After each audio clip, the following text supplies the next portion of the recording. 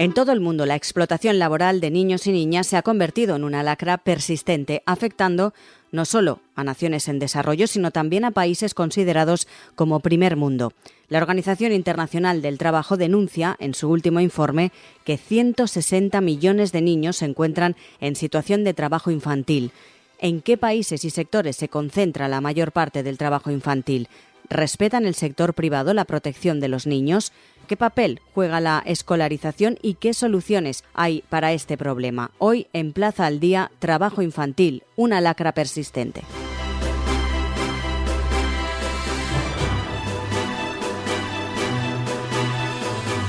La Organización Internacional del Trabajo denuncia en su último informe sobre trabajo infantil, estimaciones mundiales, tendencias y el camino a seguir, que 160 millones de niños se encuentran en situación de trabajo infantil. Saludamos a Félix Peinado, es el director de la Oficina de la Organización Internacional del Trabajo para España. Señor Peinado, muy buenas. Hola. 160 millones de niños, son datos muy preocupantes, ¿no?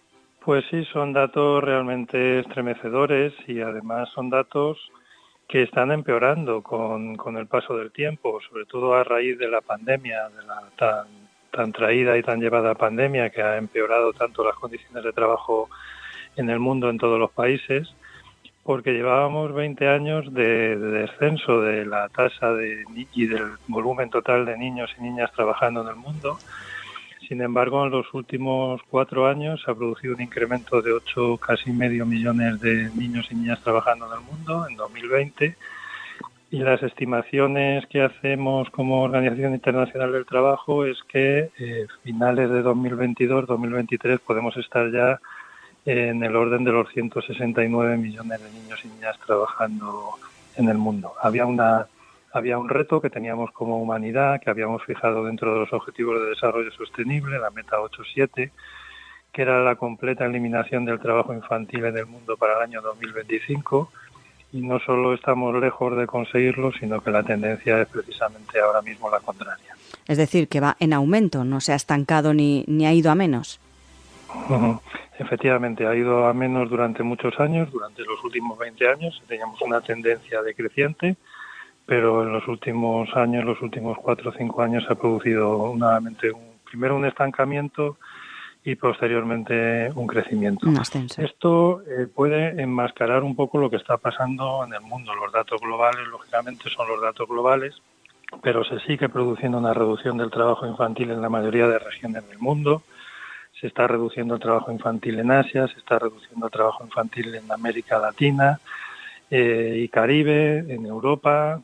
Es África la región del mundo donde se está produciendo un incremento dramático del trabajo infantil, que es el que está haciendo que los datos agregados de todos los países pues supongan este ascenso. Solo hay que pensar que en África una cuarta parte de los niños y niñas están trabajando, el 24%, mientras que el dato medio a nivel mundial estamos hablando del 9%. De esos 160 millones, 79 realizan trabajos peligrosos. ¿Cuál sería esa tipología de trabajos? Bueno, efectivamente, como usted dice, aproximadamente la mitad de los niños y niñas realizan trabajos que entran en algún peligro para su seguridad, para su salud. Y además, no solo eso, sino que hay un dato todavía más estremecedor, y es que el 33,3 millones de niños están en situaciones de trabajo esclavo, en situaciones de trabajo forzoso. En contra de lo que podríamos pensar, donde tenemos una visión del trabajo infantil normalmente en fábricas o en minas, etcétera, etcétera, cosa que efectivamente se produce, pero la mayor parte de ese trabajo peligroso y de ese trabajo infantil se produce en el seno de las familias. Casi 3/4 partes del trabajo infantil se produce en el seno de las familias, en explotaciones familiares, normalmente en el sector de agricultura, el 70%, y en zonas lógicamente rurales, muy por encima de las zonas urbanas. Y no es un poco la visión, como antes decía, que tenemos del trabajo infantil. ¿Qué ocurre? Que en esas explotaciones agrícolas y ganaderas, pues los niños y niñas pues están trabajando en situaciones pues de peligrosidad, y no se tiende a subestimar la peligrosidad de ese trabajo. ¿Sería, por tanto, ese sector el que aglutina mayor porcentaje de trabajo infantil o no? Sí, el sector de la agricultura agrupa el 70%, 112 millones de niños y niñas. De esos 160 millones, 112 millones están en el sector de la agricultura. Luego el segundo sector en prevalencia es el sector servicios, con un 20%, y termina el sector industrial con un 10%, unos 16 millones de niños y niñas. Hablemos también de la escolarización, o en este caso de la falta de ella, porque un alto porcentaje de niños muy pequeños en situación de trabajo infantil son precisamente excluidos de la escuela a pesar de pertenecer al grupo de edad de enseñanza obligatoria. Uh-huh. Este es precisamente uno de los problemas y es uno de los círculos viciosos, ¿no? El 28% de los niños de entre 5 y 11 años no van a la escuela, de los que están trabajando, y el 35% de los niños entre 12 y 14 años no están escolarizados y están trabajando. Les excluye el hecho de estar trabajando, pues les excluye de la escolarización, y esto supone una limitación de sus oportunidades de futuro y les crea un círculo vicioso en el cual estos niños, cuando se convierten en adultos, siguen siendo pobres, siguen teniendo una formación en la que ellos ven una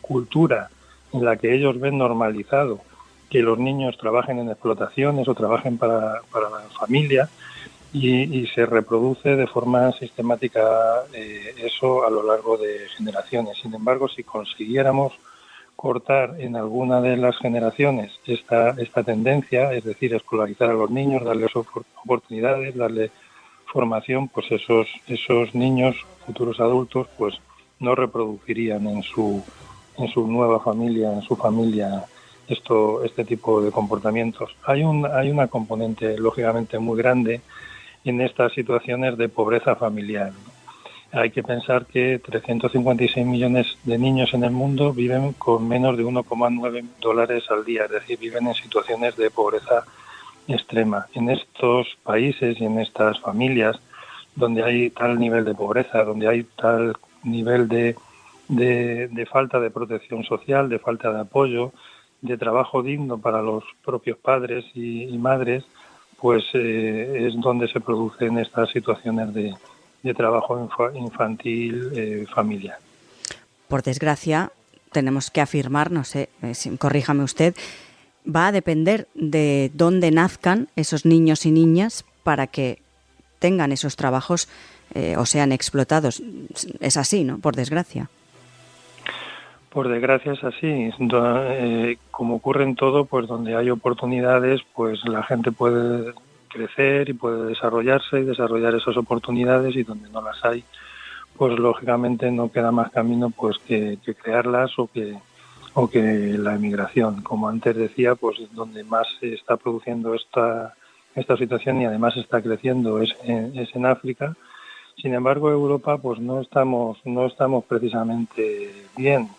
El 2,3% de los niños y niñas europeos están trabajando. No quiero decir que sea Europa la peor región del mundo, que no lo es, que es la mejor, pero no quiere decir tampoco que estemos en situación óptima y que tengamos todo el problema resuelto en nuestra región. ¿Y en qué medida se podría asociar el trabajo infantil con el riesgo de terminar explotados sexualmente con fines comerciales? Bueno, efectivamente, pues hay una situación de vulnerabilidad. Es decir,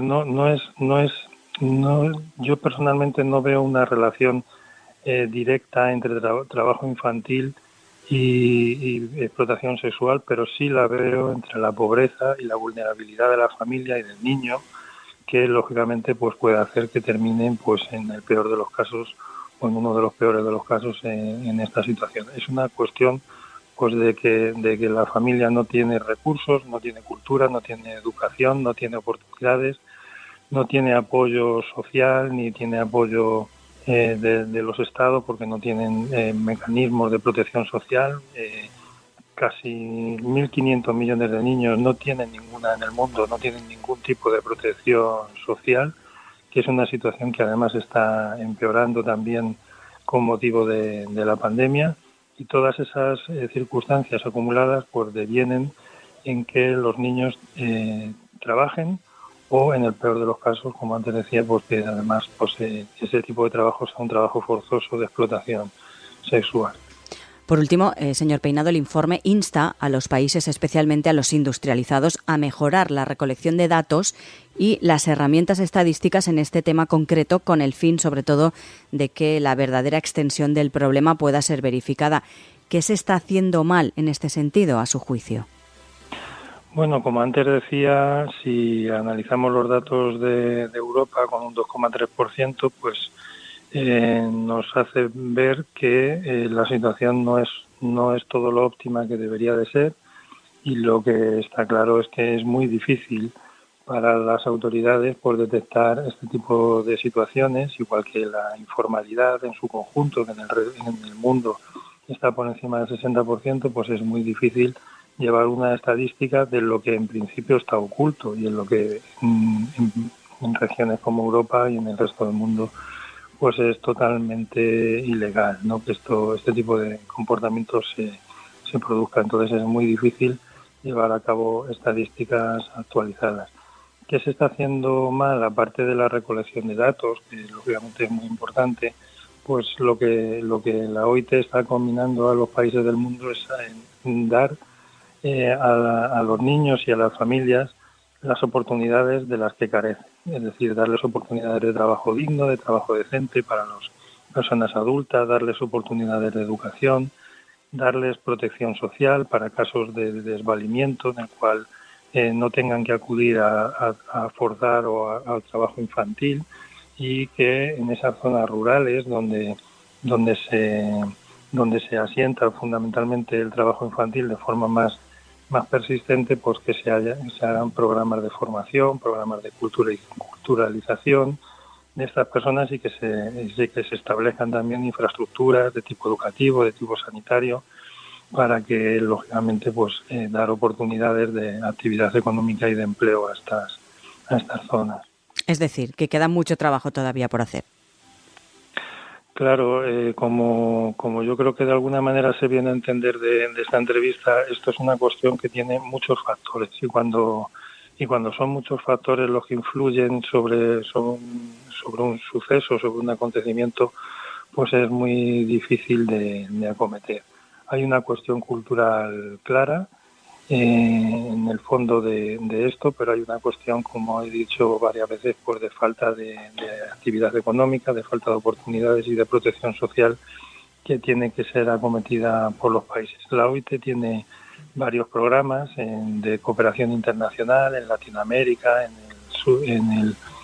el Sahel, en África subsahariana, en África en su conjunto, en Asia, y está trabajando de la mano de las organizaciones sindicales, empresariales y de los gobiernos, precisamente para trabajar, para luchar contra esta lacra que es el trabajo infantil en el mundo. Félix Peinado, director de la Oficina de la Organización Internacional del Trabajo para España. Gracias. Un placer, muchísimas gracias.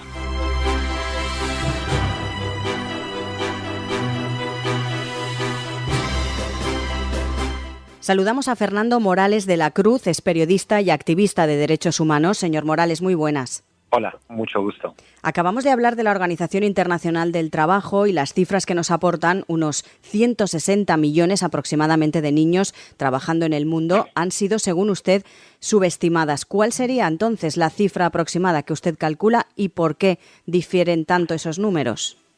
Bueno, yo he dicho desde hace varios años que las cifras de la OIT y la UNICEF subestiman el trabajo infantil en Asia por más de 100 millones, en África por más de 30 millones, en América Latina por más de 20 millones y también en la Unión Europea, Estados Unidos y otros países desarrollados. Entonces, al final tenemos un poco más de 300 millones de niños trabajando hoy, y hay un estudio de académicos de las universidades de Zúrich y Pensilvania que estima el trabajo infantil en 375 millones de niños, es decir, 215 millones de niños más que lo que dicen las organizaciones UNICEF y OIT. ¿Y por qué cree usted que hay tantas diferencias en cuanto a cifras? Bueno, la verdad es que por razones políticas ni UNICEF ni la OIT quieren decir la verdad de cuántos niños trabajan en ciertos países de Asia, y todos sabemos que Asia es donde se concentra la mayor parte de la población mundial. Por razones políticas, ni UNICEF ni la OIT quieren hablar de cuántos niños trabajan en la Unión Europea o en Estados Unidos, y esto no puede seguir así, porque no se puede resolver un problema si no estudiamos su dimensión real. Tenemos que saber cuántos son, dónde están y para quién están trabajando todos estos niños. Hay que poner el foco también en los beneficiarios de ese trabajo infantil. ¿Quiénes serían esos principales beneficiarios? Desafortunadamente hay cientos de empresas que utilizan el trabajo infantil en sus cadenas de suministro como un mecanismo para reducir costos e incrementar utilidades. Y cuando digo cientos me refiero principalmente a las grandes corporaciones que tienen a cientos de miles de niños en sus cadenas de suministro. Las hay que tienen a más de 500,000 de niños trabajando en todo el mundo, y las hay que tienen a más de 1 millón de niños trabajando. Obviamente hay decenas de miles de empresas en el mundo que utilizan trabajo infantil, y microempresas también, pero el problema es cuando hablamos de corporaciones que supuestamente tienen que cumplir las leyes en los países desarrollados porque hacen negocios acá en la Unión Europea o en Estados Unidos o en cualquier otro país G7, y están engañando y defraudando no solo a los consumidores con falsas etiquetas de comercio justo o comercio ético, sino que también están defraudando a los inversionistas, porque los inversionistas creen que estas empresas están actuando de una forma y al final tienen a cientos de miles de niños en sus cadenas de suministro.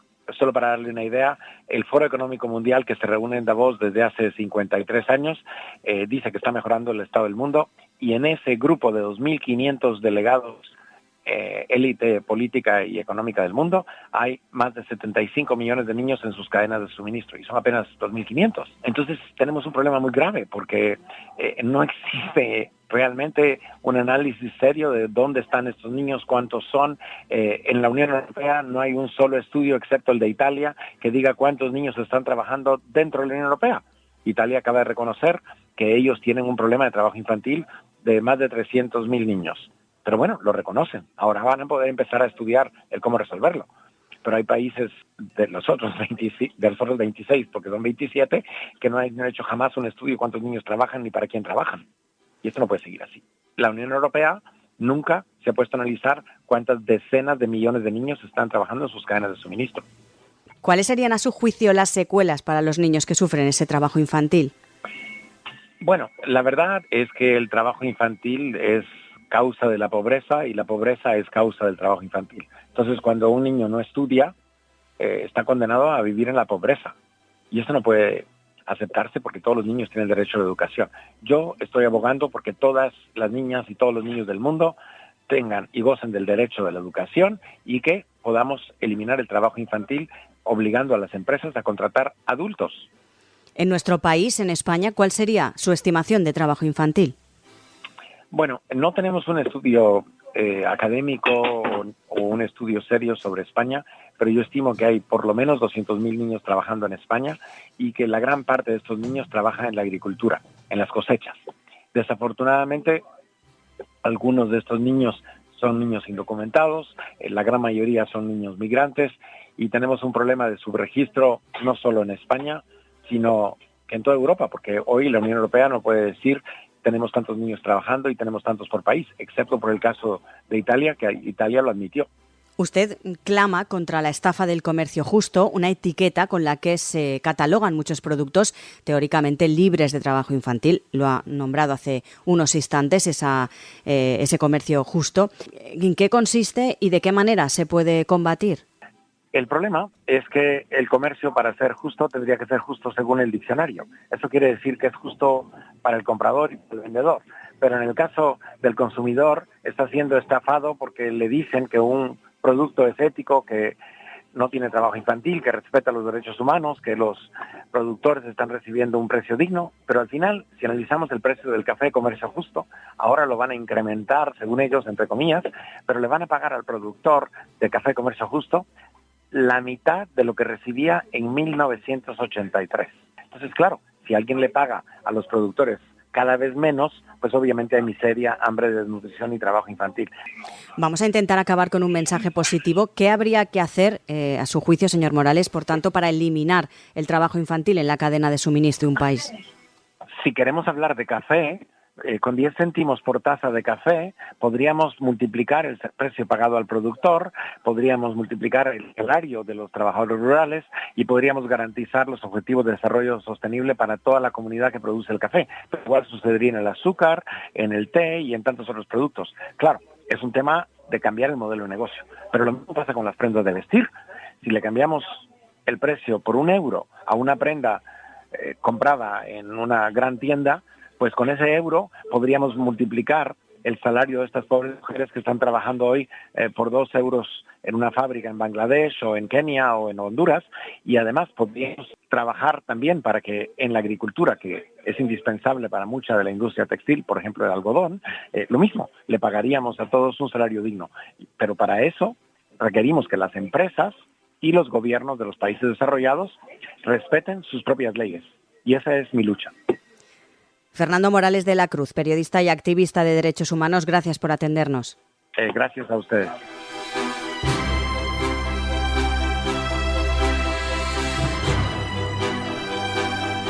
World Vision es una ONG que trabaja para detener la esclavitud y para poner fin al trabajo infantil. Para saber más sobre ello, saludamos a Eloísa Molina, es la directora de comunicación de World Vision. Señora Molina, muy buenas. Muy buenas, ¿qué tal? Muchísimas gracias. Lo primero que hay que entender es el papel tan primordial que tiene la educación de los niños para evitar el trabajo infantil, ¿es así? Eso es, al final, cuando hablamos de luchar contra el trabajo infantil, hablamos de prevenirlo. O sea, ese es el primer paso. Luego, obviamente, hay otros pasos en el trabajo de organizaciones como World Vision, que es una vez que ya están, enrolados en estos grupos armados, por ponerte un ejemplo, o en estas fábricas o incluso en la agricultura, pues podemos trabajar con ellos, intentar que salgan de este trabajo que están haciendo o paliar sus consecuencias, pero sin duda el primer paso es prevenirlo. ¿Y cómo se previene? Pues con educación. Grandes proyectos de educación que fomenten que estos niños y niñas continúen yendo a la escuela y también con apoyo a los medios de vida de sus cuidadores. Apoyar los medios de vida de las familias hace que el trabajo infantil no sea una opción para dichos cuidadores y que no se vean obligados a mandar a los niños y niñas a trabajar. ¿Y cuáles serían, señora Molina, las peores formas de trabajo infantil que hay en estos momentos? Dentro de las cifras de trabajo infantil se diferencia clarísimamente un gran volumen de, estamos hablando de 80 millones de niños y niñas que trabajan en estas peores formas de trabajo infantil. ¿Qué son estas? Pues son obviamente los grupos armados, los niños y niñas soldado, las pesadas obras de construcción, las minas, el trabajo en minas, la explotación sexual, obviamente. ¿Cómo resumiríamos, ¿no? las características de esto que llamamos peores formas de explotación? Pues son las que ponen en riesgo el desarrollo mental, físico y social de esos niños y niñas. Es decir, pues que les ponen en riesgo su vida, en el caso, de la mayoría de ellas que te he mencionado anteriormente, ponen en riesgo su vida, pero también su desarrollo físico, mental y social también, por supuesto. ¿Cuál es el trabajo que realizan día a día desde World Vision? Bueno, pues lo que hacemos es esto, sobre todo identificamos los contextos en los que hay un claro riesgo, una clara vulnerabilidad de los niños y niñas para verse involucrados en el trabajo infantil. Hacemos este trabajo dentro de nuestros programas de desarrollo y ahí, se identifican estos niños y niñas que pueden tener ese riesgo y se trabaja con las familias. Se habla con las familias para llegar, muchas veces, para llegar a términos medios, para que nos podamos entender. Por ejemplo, la OIT, la Organización Internacional del Trabajo, dice que aproximadamente el 70% de los niños y niñas trabajadores trabajan en la agricultura. ¿Qué quiero decir con esto? Pues que en muchos países con los que hemos trabajado esta temática, sencillamente las familias necesitan que los niños y las niñas les echen una mano, les ayuden en el campo, les ayuden con la recolección de fruto, de lo que sea. Lo que hablamos con las familias es que en todo momento ese trabajo infantil vele por la seguridad física del niño y que sea el menor tiempo posible, que sea un tiempo que no sea incompatible con la escolarización, con la educación y, por supuesto, también con su desarrollo social. De tal forma, que se llegan a acuerdos con las familias que estos niños puedan apoyar en sus casas, los campos de sus familias, 2 horas al día, por la tarde, cuando no impida. Esto es algo que hacemos. ¿Cómo podemos hacer esto? Pues trabajando con medios de vida, lo que os comentaba al principio. Son proyectos que fomentan que las familias tengan ingresos, tengan sus propias financiación para llevar a cabo su vida y no se vean obligados a tener a sus hijos e hijas explotados en sus propios terrenos, porque muchas veces estamos hablando de trabajo dentro de la propia familia. En otros casos que estamos hablando ya de trabajo externo, de explotación, pues lo que hacemos es trabajar con estos niños y niñas para que esto se reduzca el máximo posible, de muchísimas formas. Pues con estos niños y niñas, en muchísimos casos lo que hacemos es proyectos de educación dentro de las fábricas, que al menos los niños puedan tener acceso a ese tiempo de educación, a ese tiempo de esparcimiento, de estar con otros amigos y amigas de su edad. Y, por supuesto, también trabajamos en incidencia política. Es fundamental cambiar las legislaciones, tanto local como internacional, e involucrar a las empresas, grandes sectores y grandes empresas, que son actores fundamentales en la lucha contra el trabajo infantil. Decía usted luchar por esa investigación, por las leyes, pero ¿queda mucho por avanzar en este sentido? Sí, queda mucho por avanzar. Sobre todo, no tanto, es uno de los pasos, ¿no?, dentro de esta incidencia política que hacemos desde organizaciones como World Vision.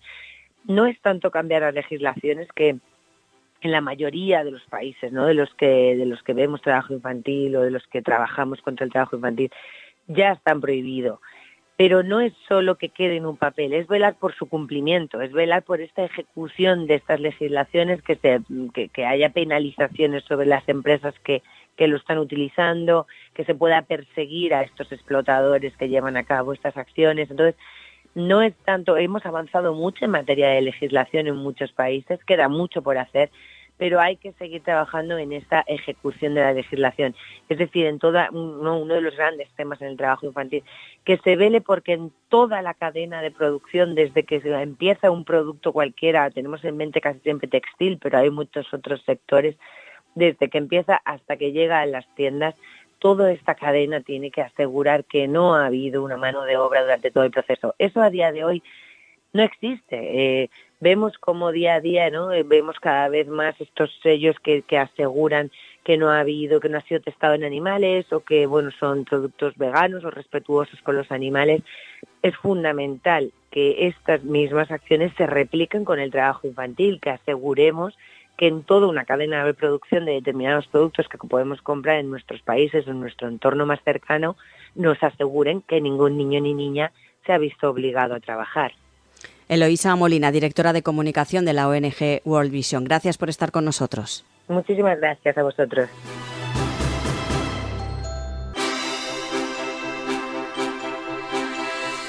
Trazando el camino, integración de los derechos de los niños, niñas y adolescentes en la conducta empresarial responsable. Es un estudio de Pacto Mundial España acerca de los derechos de la infancia y adolescencia al mundo empresarial. En concreto, esta publicación hace balance de los últimos 10 años de los derechos de los niños, niñas y adolescentes y los 10 principios y su implantación en el mundo de la empresa. Para hablar de ello, saludamos a Javier Molero, es el director de proyectos y Agenda 2030 de Pacto Mundial de la ONU en España. Señor Molero, muy buenas. Muy buenas. UNICEF y el Pacto Mundial de la ONU han trazado una hoja de ruta para que el sector privado, en el marco de su modelo de negocio, acelere la protección de los niños, niñas y adolescentes en línea con los Objetivos de Desarrollo Sostenible y Agenda 2030. Pero ¿cuál sería, señor Molero, esa hoja de ruta? Bueno, pues efectivamente nos estamos encontrando, después del lanzamiento de este informe, con algunas conclusiones muy interesantes. Con este contexto, lo que hemos hecho desde el Pacto Mundial de la ONU, desde UNICEF y desde Save the Children, es básicamente trazar esta hoja de ruta que efectivamente nos pone ideas y nos da directrices sobre cómo afrontar estos retos y hacer que la infancia vaya hacia una situación en la que se encuentre segura en el entorno laboral. La hoja de ruta es diversa y hay varios ámbitos que tenemos que explorar, pero sin duda uno de los principales que tenemos por delante es continuar avanzando en la brecha existente actualmente entre las políticas empresariales y las medidas efectivas que se están realizando. Solamente por dar algún dato, a nivel global, en una muestra que se hizo en el año 2021 a unas 1.000 empresas aproximadamente en todo el mundo, Los datos que nos ofrecieron estos resultados es que el 84% de estas empresas contaba con una política de trabajo infantil, pero sin embargo solamente el 58% de las mismas llevaba a cabo la transposición de esta política en acciones y medidas concretas. Por lo tanto, una de las principales cuestiones que aborda el informe y sobre la que tenemos que avanzar es la de cerrar esta brecha, ¿no?, entre las políticas sobre el papel de las empresas y lo que son las acciones y medidas más concretas para abordar los riesgos en los derechos de la infancia. Los datos sin duda son llamativos, pero ¿cree usted que son realmente conscientes las empresas de su impacto en la infancia? Pues es un tema muy complejo y lo cierto es que nos encontramos con diferentes tipologías de empresas. Hay sectores que es verdad que quizá podríamos decir que están más avanzados porque tienen una relación más directa con todo el ámbito de los derechos de la infancia, pero depende mucho efectivamente del tamaño y del sector de la empresa el hecho de que pues muchas compañías trabajen este enfoque, ¿no?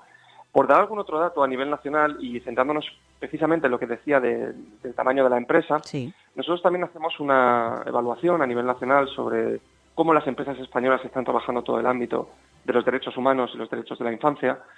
Y es verdad que hemos detectado en el año 2000 un avance significativo en la implementación de medidas relacionadas con la erradicación del trabajo forzoso y la explotación infantil, sobre todo en las empresas del IBEX 35, que como bien sabemos es el principal índice bursátil aquí a nivel nacional.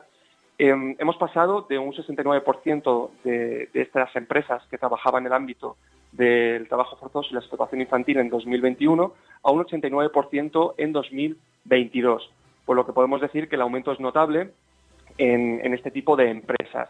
Si hablamos del conjunto de empresas españolas consultadas, es verdad que también ha habido un aumento del 43% en 2021 a un 45% de empresas españolas que trabajan en el ámbito en 2022. Esto no es suficiente, la mayor parte del conjunto de empresas españolas aún no trabaja el enfoque de derechos de la infancia, pero al menos sí que son datos que nos muestran que está habiendo una evolución lenta pero constante. ¿Eso se traduce en que se están haciendo las cosas medianamente bien o bastante mejor? Se traduce en que efectivamente cada vez hay más empresas concienciadas con los derechos de la infancia.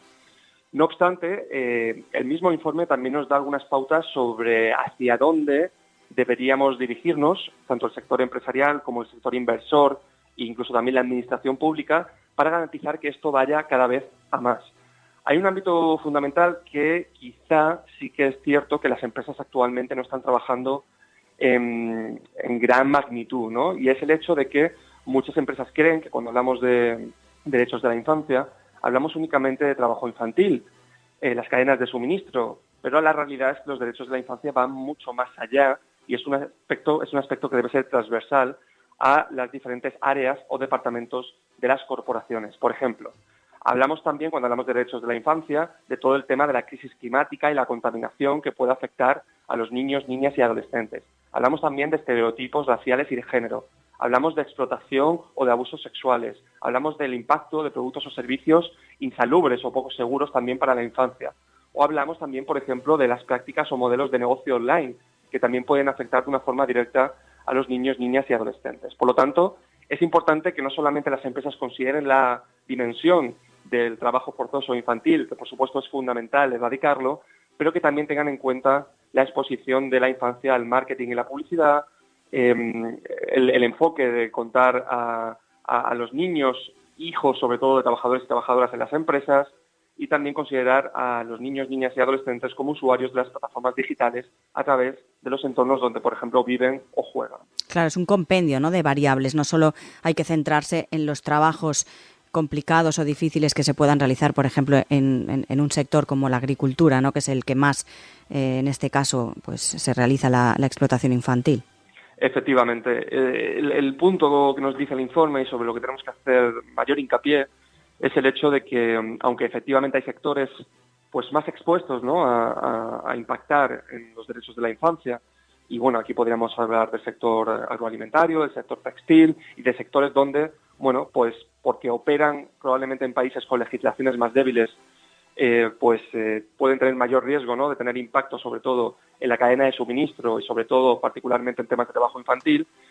no tenemos que quedarnos solamente ahí, porque corremos el riesgo de que si hacemos esto no pongamos el foco sobre todos los otros impactos o riesgos que pueden tener el resto de sectores en los derechos de la infancia. Y como decía, no es solamente una cosa de la cadena de suministro, no es solamente una cosa de impactar en ámbitos relacionados con el trabajo infantil, sino que esto va mucho más allá y puede afectar al conjunto de sectores industriales a nivel nacional, a nivel internacional y, por supuesto, también puede afectar a toda la tipología de empresas. Evidentemente, una empresa multinacional va a tener más impactos en materia de derechos de la infancia, pero también una pequeña y mediana empresa, por ejemplo, a nivel nacional, tiene que empezar a trabajar esta dimensión porque de una forma u otra también puede tener impactos, aunque sean de menor magnitud.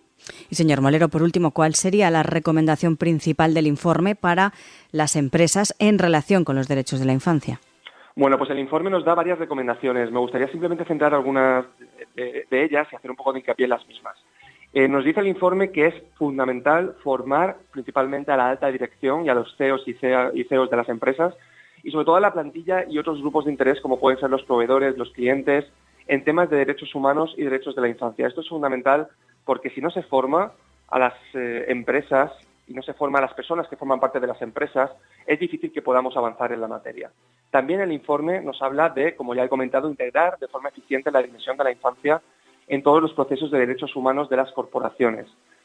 También de incluir a las pequeñas y medianas empresas que forman parte de la cadena de suministro en todo este trabajo que desarrollan las corporaciones. Y por último, nos da una recomendación muy importante y muy relevante para las empresas, sobre todo europeas y españolas. Y es el hecho de que desde la Comisión Europea se está trabajando en una directiva ahora mismo de diligencia debida que va a afectar a todas las empresas europeas de más de 250 empleados y que las va a obligar a identificar y mitigar los impactos que puedan tener en toda su cadena de valor en materia de derechos humanos. Y lo que nos dice este informe es que nos encontramos en este momento crucial donde esta directiva se va a aprobar en los próximos meses o años por parte de la Comisión Europea y que las empresas, cuando hagan este ejercicio de diligencia debida, tienen sí o sí que incorporar la dimensión de los derechos de la infancia, porque es una oportunidad que no podemos perder ahora mismo para garantizar el bienestar y el cuidado de los derechos de los niños, niñas y adolescentes. Javier Molero, director de Proyectos y Agenda 2030 de Pacto Mundial de la ONU en España. Gracias por atendernos. Muchas gracias.